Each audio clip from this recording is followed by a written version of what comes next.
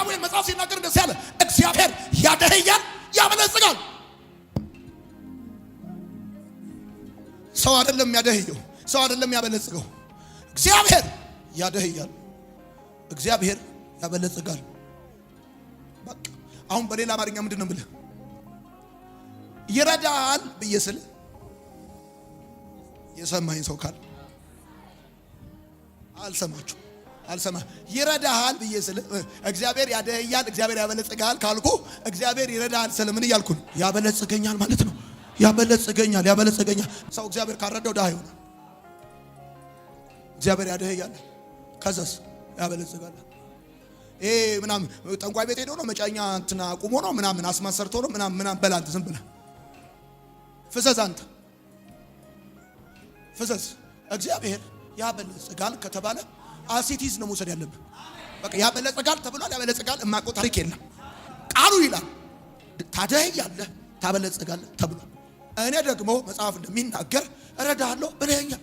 እረዳሃለሁ ማለት በግሪኩ አበለጽጋለሁ ማለት ነው። እረዳሃለሁ ማለት ከእጥረትና ከውጥረት እገላግልሃለሁ ማለት ነው። እረዳሃለሁ ማለት ጠኔ የሚባል ነገር ካሁን በኋላ ሁለተኛ አታይም ማለት ነው። እረዳሃለሁ ማለት ከኪራይ ቤት አወጣለሁ ማለት ነው። እረዳሃለሁ ማለት የራስህን ነገር እሰጥሃለሁ ማለት ነው። እረዳሃለሁ ማለት እግረኛ አትሆን እገላግልሃለሁ ማለት ነው። እረዳሃለሁ ማለት ከአከራይ አፋታለሁ ማለት እረዳሃለሁ ማለት ከሰው ቤት አስወጣለሁ ማለት ነው። ንኪ ያጠገብሻለሁ ንኪያትና ከሰው ቤት ውጫለሽ በኢየሱስ ስም። እረዳሃለሁ ማለት ምን ማለት ነው? እረዳሃለሁ ማለት ከታላላቆች ጋር አቆማለሁ ማለት ነው። እረዳሃለሁ ማለት ስምህን አከብረዋለሁ ማለት አገናለሁ ማለት እረዳሃለሁ ማለት ታሪክ እሰራብሃለሁ ማለት እረዳሃለሁ ማለት መከራህን እንዳለፈው ውሃ ትረሳዋለህ ሰጪ እንጂ ተቀባይ አትሆንም ማለት ነው። ውሰድ in the mighty name of Jesus። እረዳሃለሁ የ10 ዓመቱ ጉዳይ በ1 ዓመት እጅ ይገባል። የ20 ዓመቱ ጉዳይ በ2 ዓመት እጅ ይገባል። ታሪክ ይሆናል ዘንድሮ። ተባረኩ ቁጭ። ስለዚህ ሰው እግዚአብሔር ካረዳው ድሃ ይሆናል። ማን ታካታ እኔ ደግሞ አንተ ረዳቴን እግዚአብሔር ረዳቴን የሚያሳጣኝም እግዚአብሔር እረኛዬ ነው። የሚያሳጣኝም ሴት እባክህ እግዚአብሔር እረኛዬ ነው። የሚያሳጣኝም በልባክህ እግዚአብሔር ምንክ ነው። እግዚአብሔር ምን ነው? የምታጣው ነገር አለ፣ የሚያሳጣ ነገር የለም። ከዚህ ቀን ጀምሮ ጓዳ ሙሉ ይሆናል፣ ኪስ ሙሉ ይሆናል፣ ቤት ሙሉ ይሆናል፣ ራእይ ሙሉ ይሆናል።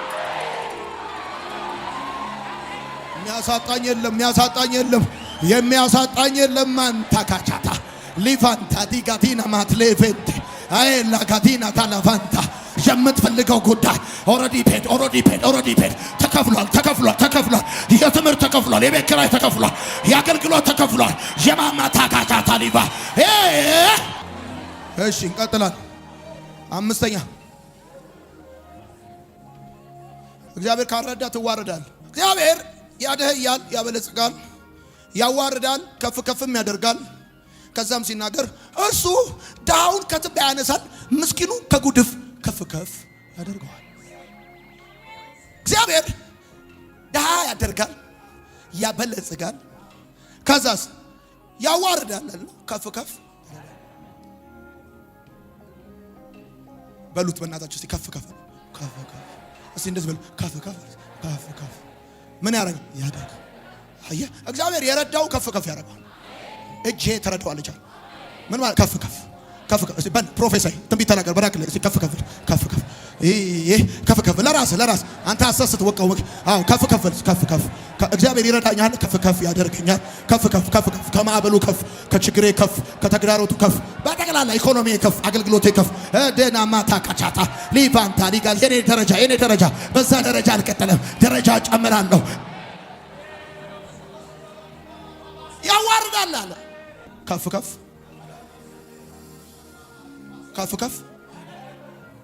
ያዋርዳል ከፍ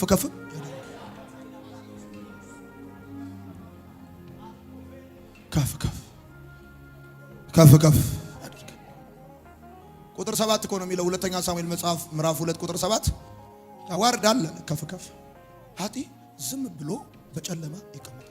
የሚሰማው የለም። ዝም ይላል። ምን የሚሰማው የለም። ሰው እግዚአብሔር ሲረዳው ብቻ ነው የሚሰማው። ተናግረህ ልትሰማ የምትችለው ልትደመጥ የምትችለው እግዚአብሔር ሲረዳ ብቻ። ኃጢ ዝም ብሎ በጨለማ ይቀመጣል። አንተስ እንዴ ምን ሆነ ነው በጨለማ የምትቀመጠው? እግዚአብሔር ይረዳሃል። ማንተ ትናገራለህ፣ ትሰማለህ፣ አሜን ይባላል፣ ትደመጣለህ። የእግዚአብሔር ቃል ሲናገር እንደዚህ ይላል፣ የግብጽ ሰዎች ሲሞክሩ ሰምተው ቀረዋል። ሲሞክሩ ነው። ሙከራ ለግብጽ ነው፣ እምነት ነው ለእስራኤል። የእስራኤል ሰዎች በእምነት የኤርትራን ባህር ተሻገረዋል። የግብጽ ሰዎች ሲሞክሩ ሰምተው ቀሩ። እግዚአብሔር ሲረዳ ግን ብላችሁ ጻፉ። አሁን ቀጥላችሁ አሁን እግዚአብሔር ካረዳን መዝሙር 89 ተመለሱ። መዝሙር 89 ምን ይላል? ባሪያዬን ዳዊትን አገኘሁት፣ በተቀደሰውም ዘይቴ ቀባሁት፣ እጄ ይደግፈዋል ክንዴም ያበረታዋል አለና ይገርማል። አሁን የእግዚአብሔር ቃል የሚናገረው እንደዚህ ብሎ ነው። በቀደሙ ትርጉም እጄም ትረዳዋለች አይደል የሚለው? እግዚአብሔር ቃል ሲናገር እጄ ትረዳዋለች። ስለዚህ እግዚአብሔር ሲረዳ ምን ይሆናል መሰለ? በጠላት አትበለጥም። ቀጥሎ እንደዚህ ይላል፣ በጠላት አይበለጥም ብሎ ይናገራል። በጠላት አይበለጥም። እግዚአብሔር ሲረዳ በጠላት አትበለጥም። በጠላት አትበለጥም። ከዛስ ክፉ ሰውም አይበግርህም። ከዛስ ባላንጣዎች በፊት ይወድቃሉ፣ ጠላቶች ይቀጠቀጣል። ከዛ ቀጥሎ ሲናገር እንደዚህ ይላል፣ የእግዚአብሔር ቸርነት ከአንተ ጋር ይሆናል። በጠላት አትበለጥም፣ በምቀኛ አትበለጥም፣ በሸረኛ አትበለጥም። መተተኛ ሟርት ደጋሚ በጠላት እጄ ትረዳዋለች፣ በጠላትም አይበለጥም። ክፉ ሰው አይበግረውም። ክፉ ሰው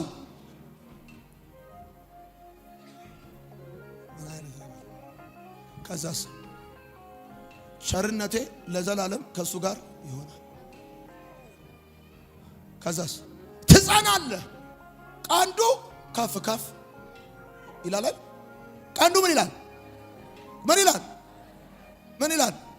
ቀንዱ ምን ይላል?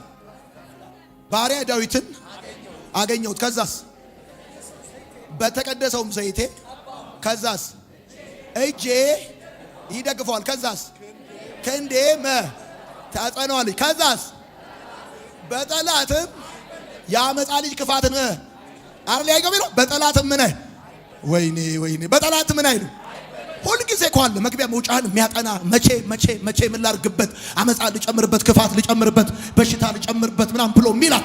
በጠላት አይበለጥም ማለት እኔ ረተዋለሁ አለ። ጠላቶቹ ውድቀቱን የሚፈልገው ሞቱን የሚፈልገው ኪሳራውን የሚፈልገው እነሱ አይበልጡትም፣ አያገኙትም፣ እድል ፋንታ አይኖራቸው። በጠላት አትበለጥም። ውድድር ሊኖር ይችላል፣ ፉክክር ሊኖር ይችላል፣ መንገድክ ላይ ወጥመድ ሊቀመጥ ይችላል። ግን በጠላት አይበለጥም። ከዛስ በክፉ ሰው ምን አይለው? አይበግረውም። ቀጥሎ ምን ይላል? ባላንጣዎቹም በፊቱ አደቃቸዋለሁ። እኔ እንደውም የተረጎምኩት እንደዚህ ብዬ ነው። ባላንጣዎቹም በፊቱ አደቃቸዋለሁ የሚለው ትርጉም እኔ እንደውም በአዲሱ በተሻሻለው ትርጉም አበጥራቸዋለሁ ማለት ነው። አበጥራቸዋለሁ መድኃኒዓለም አበጥሮ በቲራ ነው ይላቸው። አበጥሮ ባላንጣዎቹ በፊቱ አለ ምን አረጋቸዋለሁ የሚለው ደቃቅ ለማረጋቸው። ከዛ በኋላ እድል ፋንታቸው የደቀቀ ነገር ንፋስ ነው የሚወስደው። በቃ አለቀ። ገለማ ነው ያረጋቸው። አታካ ዘራው ባላንጣዎቹን አደቃቸዋለሁ። እኔ ደግሞ ማቀው የደቀቀ ነገር ወይ ለዶሮ ነው ወይ ለንፋስ ነው። በቃ አለቀ። ለንፋስ መጨረሻቸው መድኃኒዓለም እበለኝ ልክ ንፋስ ተነስቶ እንደዚህ አፈር ይዞ እንደሚነሳ ከዛስ ከአንድ ጥግ ወደ ሌላ ጥግ እንደሚሄድ እግዚአብሔር ምስክሬ ነው። ባላንጣዎቻችሁ እንደዚህ ይሆናሉ።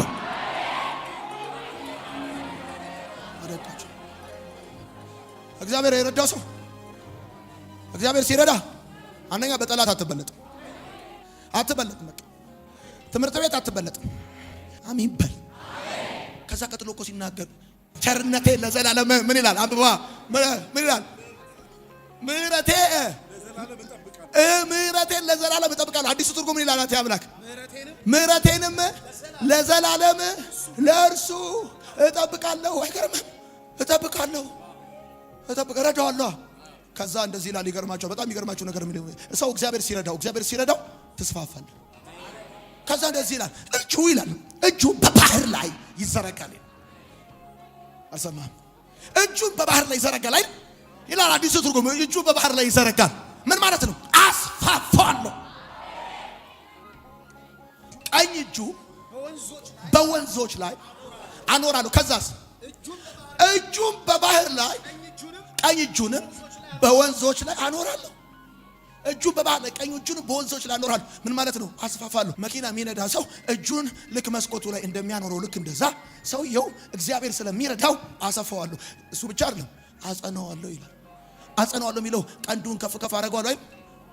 አቤት እሱ ጽናት ነው። እሱ ቀንዱን ከፍ ከፍ አደርገዋለሁ። ቀንዱን ከፍ ከፍ አደርገዋለሁ። በስሜም ይጸናል ማለት ነው። አጸናዋለሁ። እሱ ብቻ እኮ አይደለም። የሚገርም የመጨረሻ የሱ የሆነ ነገር በጠቅላላ የዘላለም ይሆናል። ለአንድ ሰሞን የሚሆን ነገር አይኖረውም። አንብበው ምን ይላል? ከእርሱ ጋር የገባሁት ኪዳን ጸንቶ ይኖራል። ቀጥሎ ገለጠው ስለ ልጆቹ ይናገራል። እርሱም አንተ አባቴ ነህ፣ አምላኬና መድኃኒቴ ነህ፣ አለቴ ነህ ብሎ ይጠራኛል። እሱ በኃይሉ አይታመንም። አንተ አለቴ ነህ፣ አምባዬ ነህ፣ አባቴ ነህ ብሎ ይጠራኛል። ከዛስ እኔም ደግሞ በኩሬ አደርገዋለሁ፣ ከምድር ነገሥታትም በላይ ከፍ ይላል። ምህረቴም ለዘላለም ለእርሱ ከተቀጥሎ ስለ ልጆቹ ይናገራል። ከሱ ጋር የገባሁት ኪዳን ጸንቶ ከዛስ የዘር ሐረጉን ለዘላለም ወይኔ እቺ ቃል ወዳታለሁ። የዘር ሐረጉን ለዘላለም ዙፋኑን በሰማያት እድሜ ልክ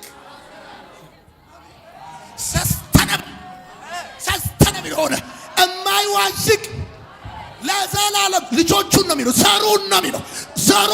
ዘሩን አንድ ሰው ልጆቹን እያሰበ ይባል። ልጆቹን እያሰበ ዛሬ የዘር ሐረጉን ለዘላለም ዙፋኑንም በሰማያት እድሜ ልክ አጸናለሁ። በሰማያት እድሜ ልክ የዘር ሐረጉን ልጆቹን ሁሉ ሳይቀር አጸናለሁ። እኔ ደግፌዋለሁ። አገኘሁት፣ ቀባሁት። እጄ ትደግፈዋለች፣ እጄ ትረዳዋለች። እንደዚህ ጸለይኩላችሁ። የዘር ሐረጋችሁ ልጆቻችሁ እንኳን ይደገፋሉ። አይወድቁም፣ አይሰናከሉም።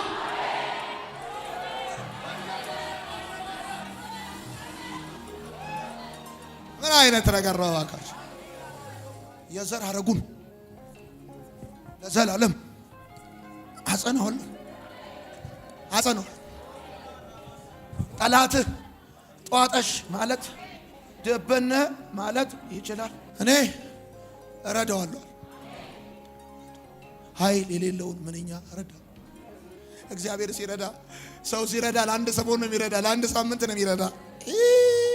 ሰው ሲረዳ እስኪ ሰለቸው ነው የሚረዳ። የሆነ ወቅት ይሰለቻል። ይሄ ደግሞ አበዛው ምና ይላል። እግዚአብሔር ግን ሲረዳ የዘር ሐረጉን ሁሉ ለዘላለም አጸናዋለሁ። በጠላቶቹ አይበለጥም፣ በክፉ ሰዎች አይበገርም። ባላጋራዎቹን በፊቱ አደቃቸዋለሁ፣ ጠላቶቹን እቀጠቀጣቸዋለሁ። ቸርነቴ ለዘላለም ከሱ ጋር ይሆናል። አጸናዋለሁ፣ ይስፋፋል። ከዛስ እርሱም ቁጥር 26 ይላል። እርሱም አንተ አባቴ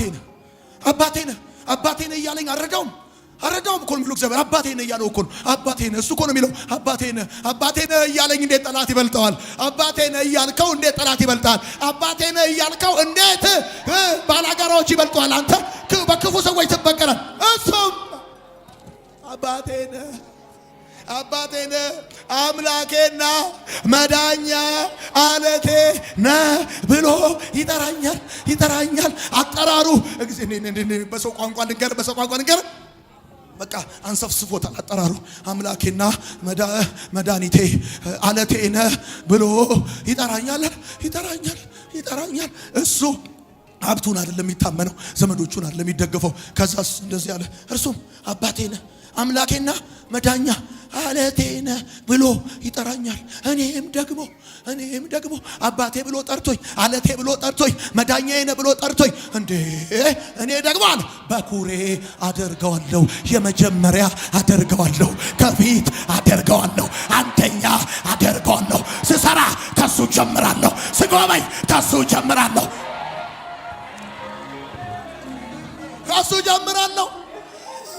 ምህረቴ ለዘላለም ለእርሱ እጠብቃለሁ። አለቴ ይለዋል እግዚአብሔር። አምላኬ መዳኛዬ አባቴ ጉባኤ ገባና አባቴ ይላል። አለቴ መዳኛዬ ይላል። አባቴ አልከኝ። አዎ ዘርህን ለዘላለም እስከ ሰማይ እድሜ ድረስ እጠብቃለሁ። አባቴ አልከኝ። ለአንተ ብቻ አይደለም ለልጆቼ አባት ሆናለሁ።